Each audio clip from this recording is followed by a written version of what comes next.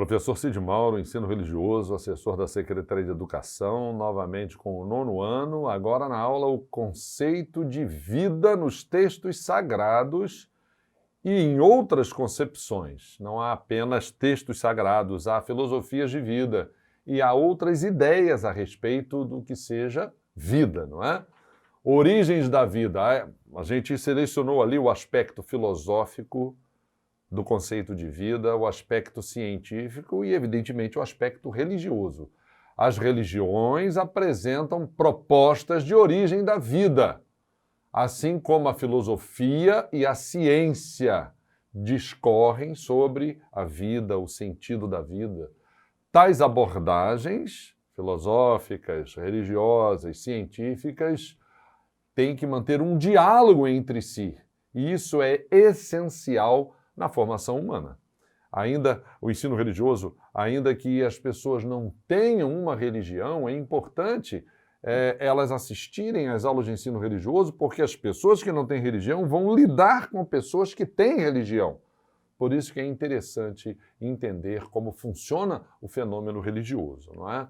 A gente agora quer definir, em linhas gerais, o que é o aspecto religioso, o conceito de vida no sentido religioso, o conceito de vida no sentido filosófico, o conceito de vida no sentido científico. Evidentemente, você pode ter definições ainda mais precisas, mas em linhas gerais, no conceito religioso, baseia-se em mitos de caráter religioso.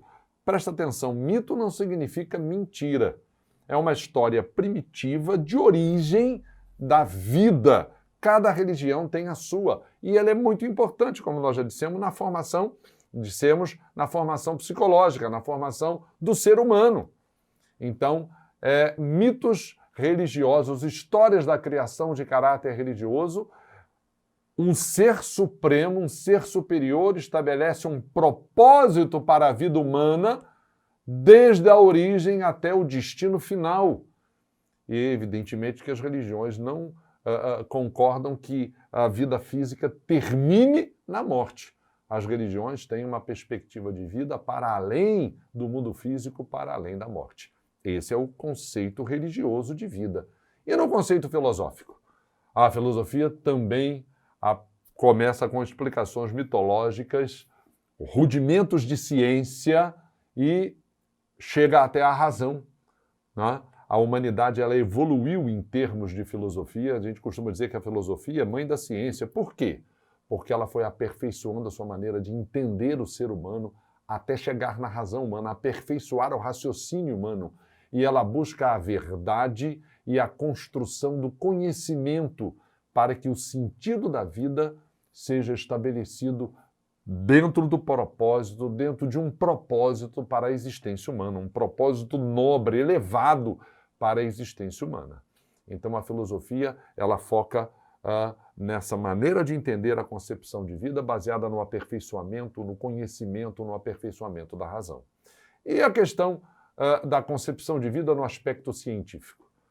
A ciência vai definir o sentido objetivo da vida por meio de estabelecer uma prova científica da origem da vida. A ciência tem uma palavra a respeito da origem da vida, o modo biológico da preservação da vida, o modo psicológico do relacionamento social.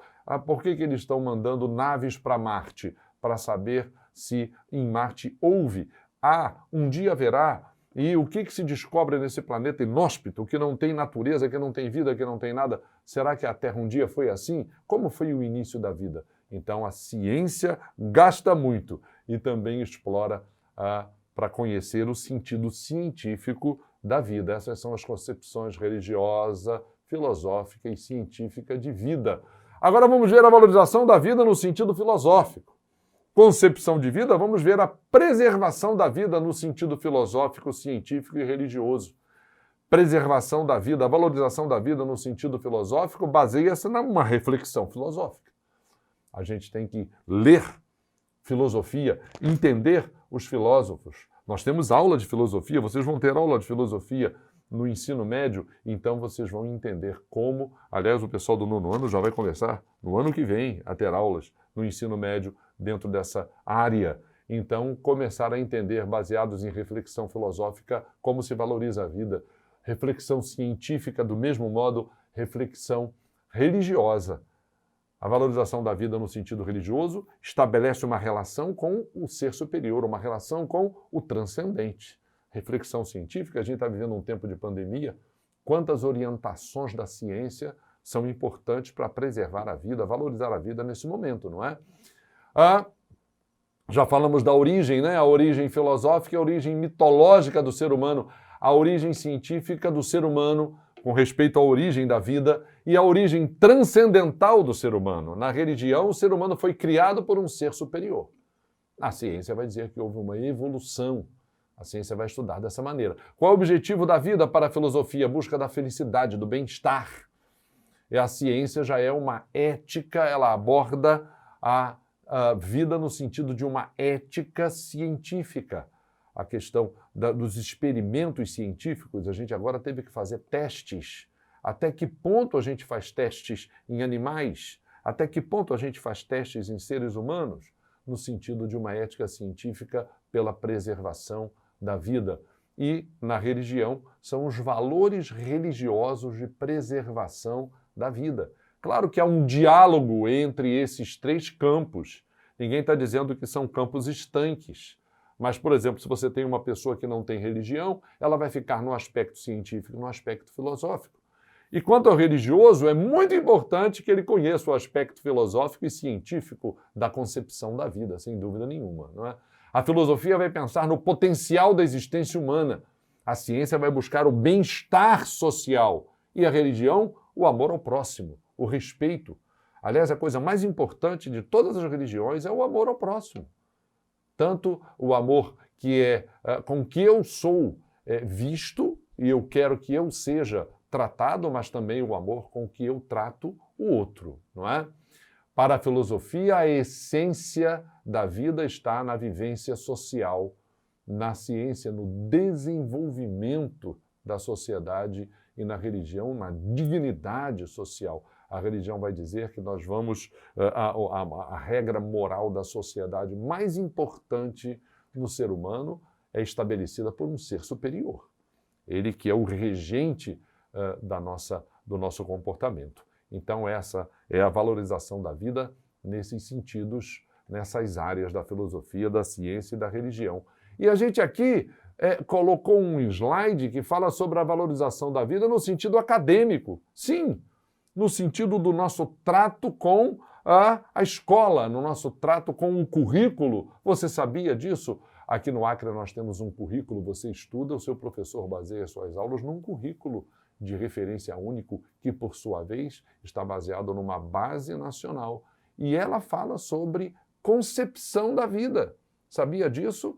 Nós temos ali competências socioemocionais. O relacionamento humano é fundamental para que a gente possa ter um equilíbrio na hora de nós nos aplicarmos ao conhecimento, ao estudo, não é? Então, esse documento apresenta a valorização da diversidade. Olha como isso é importante para o ensino religioso, porque há diversas religiões, há diversas etnias, há diversas pessoas. Então, a gente tem que participar de grupos, redes e ambiente culturalmente diversos. Evidentemente, cuidado com o grupo, cuidado com a rede e cuidado com o ambiente diverso do qual você faz parte. Infelizmente, nós não temos todo o tempo aspectos positivos dos grupos, nas redes e nos ambientes. Mas você mesmo deve fazer uma filtragem, mas deve participar, sim, da diversidade cultural. Isso é importante no sentido de valorização da vida, de concepção da vida. A vida a gente não pode se esconder, não é? Dentro de nós mesmos. Temos que nos relacionar com todos os cuidados que isso implica, não é? Alteridade, reconhecimento do outro. A palavra alter significa outro. Alteridade é quando a gente reconhece e se conecta com interesses e necessidades de diferentes atores em ambientes sociais mais próximos. Eu sou um ator da vida, há outros atores, não é? Então há diversos ambientes, então eu preciso ter esse interesse pelo outro. O outro também precisa ter o mesmo interesse por mim. A gente se desenvolve dentro desse conceito de alteridade, de respeito ao outro. Não é? Evidentemente que nós temos os nossos fundamentos. A gente repete isso de vez em quando, né? O ensino religioso não é para que você troque de religião, é para que você reafirme a sua, mas entenda que o outro que tem uma religião diferente da sua também vai reafirmar a dele. E aquele que não tem religião não vai ser discriminado por isso, pelo contrário, vai entender a religião do outro e entender o seu modo de ser. Acolhimento da perspectiva do outro. Olha, a alteridade visa o acolhimento do ponto de vista do outro. Acabei de falar sobre isso. O outro tem uma outra religião, tem um outro ponto de vista. Então, ele começa a perceber as situações a partir do ponto de vista do outro, empatia, não é? Como é que eu vou entender o culto diferente de uma outra religião? Eu tenho que ouvir a pessoa que pertence àquela religião, porque é ela que vai me explicar por que ela cultua daquela maneira.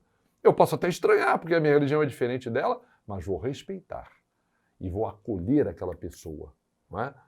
As pessoas são mais importantes do que as religiões que elas têm, mas elas valorizam a sua religião e consideram sagrado aquele ato, aquele ritual. Eu também considero o meu, então eu vou respeitá-la e ela também vai me respeitar. Diálogo e convivência, como isso é importante na concepção de vida, na concepção, no trato do ensino religioso. Diálogo e convivência utiliza diferentes formas de diálogo para promover o entendimento entre as pessoas. Muito importante para a tolerância religiosa. Algumas pessoas nem gostam muito dessa palavra tolerância, que parece que você... Eu vou aguentar. Mas a tolerância como o contrário da intolerância, que chega à agressão, não é? Chega à discriminação.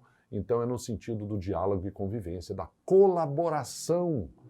Planeja, decide, realiza ações e projetos colaborativamente.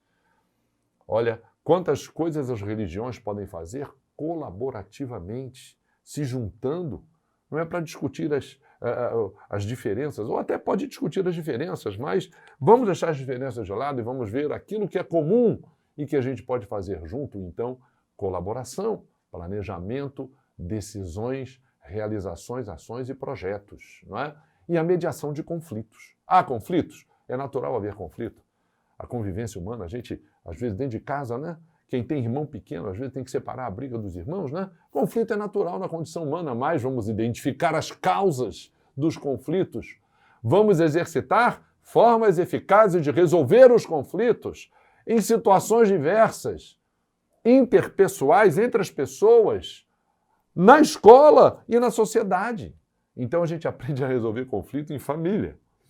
Aí vai resolver no contexto da escola e vai resolver na vida lá fora. Vamos identificar causas de conflitos, vamos exercer formas eficazes de resolver em situações diversas. Então, esses itens são itens que constam no nosso currículo acadêmico. É uma concepção acadêmica de preservação da vida, é uma concepção justa dentro do nosso trato acadêmico, ok? Muito obrigado e não esqueça de clicar a aula na plataforma Eduque para que você possa assisti-la. Muito obrigado, até a próxima.